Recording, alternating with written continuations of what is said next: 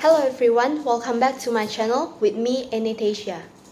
In the past video, I have discussed about cost behavior, and now I'll discuss about cost volume profit analysis, where we usually call as CVP analysis.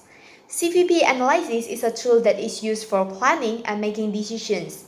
This analysis focuses on the relationship between cost, sales quantity, and selling price. Moreover, this analysis is also useful when identifying issues related to sales planning to reach break-even point. In addition, this analysis can analyze the effect of selling price level or cost to profit. Next, we will discuss about break-even point in unit. But first, I'll explain what is break-even point. So, break-even point is a condition which shows that total revenue equals to total cost, and this is usually indicated in the number of activity volume. There are two approaches in calculating break-even point, which is break-even point in the number of sales units, and another one is break-even point in the amount of sales rupiah. And in a simple way, we can say that break-even point in the number of sales units can be counted by dividing total fixed cost and margin contribution per unit. Meanwhile, break-even point in the amount of sales rupiah can be counted by dividing total fixed cost and margin contribution ratio. Besides, in order to find break-even point in sales unit, management should focus on calculating operating income. The next step is to determine the number of units that should be sold to obtain targeted profit. CVP analysis focuses on company wholly, which means that every component of the cost should be identified, including production costs, marketing costs, and administration costs. There are two approaches that will be discussed today, which is operating income approach and margin contribution approach. The first one is operating income approach. Income statement that is arranged by variable costing approach is a tool that is helpful to management to organize company's costs to fixed costs and variable costs. Operating income equals to sales income deduct variable costs and fixed costs. You should note that this operating income that we discussed is an income before tax. And the operating income is only including revenue and the cost that comes from normal activity operation of a company. Normal activity operation is an activity that excluded from investing activities and financing activities. Lastly, you will get net income, where this is an income after tax. Net income equals to sales price per unit times number of sales in unit, deduct variable cost per unit times number of sales in unit, and lastly, you have to deduct the total fixed cost, where you will get this net income, which is an income after tax.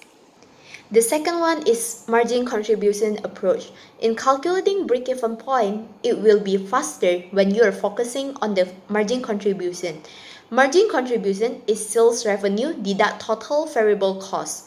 On break-even point, margin contribution is equal to fixed cost. Thus, the break-even equation becomes number of units equals to total fixed cost per margin contribution per unit. Then, how about sales unit to reach targeted profit? Well, CVP analysis gives solution to determine the number of units should be sold so that the company will be able to obtain the targeted profit. Targeted operating income can be stated in rupiah or percentage of sales revenue. Targeted profit in rupiah. The targeted profit can be counted by equals to selling price per unit times total unit, deduct variable cost per unit times total unit, and lastly deduct to the total fixed cost. Or you can count by the unit, which the formula is shown here. It can also be calculated by break-even point, and I will explain this further later. The second one is targeted profit in percentage sales revenue. Percentage times selling price times total unit equals to selling price per unit times total unit, deduct variable cost per unit times total unit, and deduct to the total fixed cost.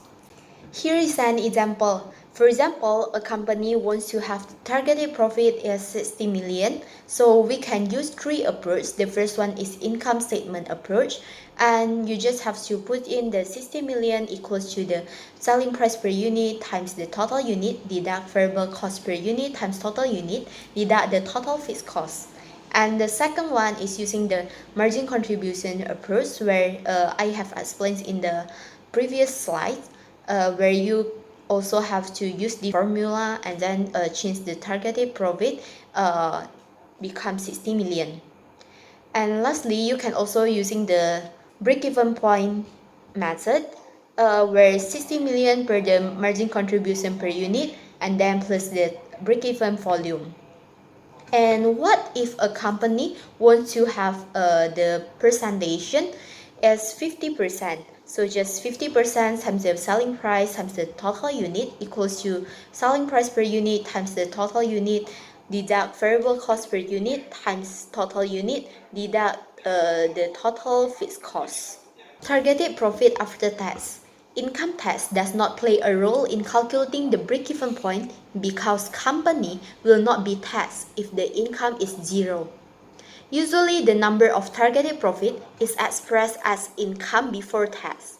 As a result, if the number of targeted profit is stated as net income, then it needs to add income tax to gain operating income, where the net income can be counted by the operation income times 1 deduct the tax rate.